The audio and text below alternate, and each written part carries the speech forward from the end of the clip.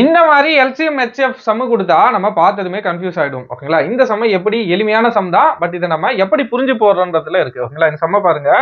AB என்ற எண்களின் மீப்போமா C. ஓகேங்களா? If LCM of two numbers A and B வந்து சி.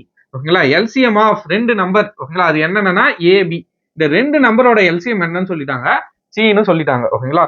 சி எனில் ஏ மற்றும் பி இன் மீப்போவா என்ன, then what is the GCD, அதாவது ஹெச்சிஎஃப் என்ன, இதுதான் கேள்வி.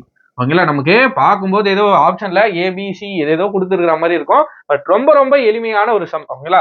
LCM of A and B, இதோட வேல்யூ என்னன்னு கொடுத்துட்டாங்க, சின்னு கொடுத்துட்டாங்க, ஹெச்எஃப் வேல்யூ என்னன்னு கேட்கறாங்க. ஓகேங்களா? இந்த மாதிரி எல்சிஎம் ஹெச்எஃப் கொடுத்தாலே நமக்கு ஒரு ஃபார்முலா தெரியும்.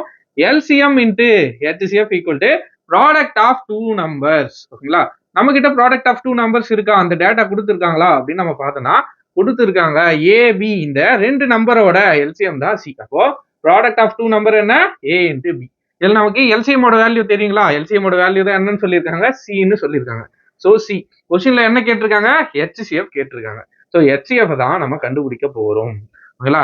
இருக்கிற இந்த பக்கத்துல இருக்கிற சி, ஓகேங்களா, பெருக்கல் இருக்குங்களா, இங்க வந்தா என்ன ஆயிடும், டிவைடுக்கு வந்துடும். அப்போ ஹெச்சிஎஃப் வேல்யூ என்ன வரும், HCF equal to A into B by C, அதாவது ஏபி பை சி.